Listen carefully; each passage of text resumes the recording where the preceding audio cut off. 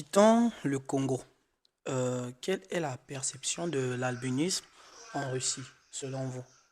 Et comment êtes-vous traité ici en Russie?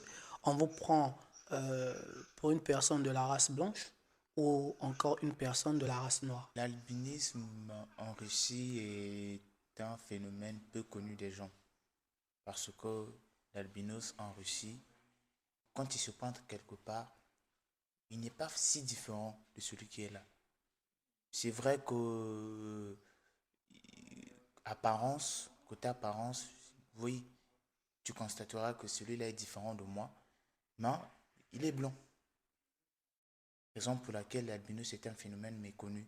Et si tu es russe et que pour que tu sois informé de l'albinisme, alors il faudrait peut-être que tu t'intéresses à l'Afrique, que tu t'intéresses à l'Amérique latine, ou encore que tu t'intéresses à la génétique, des trucs comme ça, pour que tu aies plus de conscience sur l'albinisme.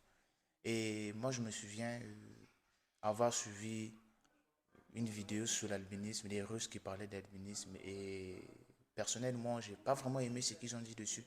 Parce que tout ce qui sortait de cette vidéo-là, c'était que voilà, c'est les gens qui vivent mal en Afrique. Il y a ces choses qu'ils ont dit sur l'albinisme dans cette vidéo-là que je me suis dit, mais tiens, comment est-ce que les gens peuvent avoir cette conception des choses? Voilà, c'est des gens qui ont lu un truc sur Internet et un gars qui est allé en Afrique et qui a croisé un albinos, il a dit, ah, voilà, ces gens-là sont comme ça. Même ici en Russie, c'est comme en Afrique.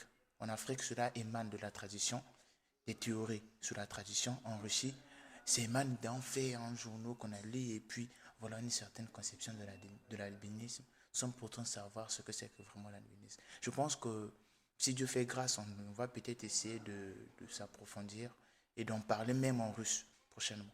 Merci. Merci beaucoup. Comme on le dit souvent, il est difficile de reconnaître les traces d'un bateau sur l'océan.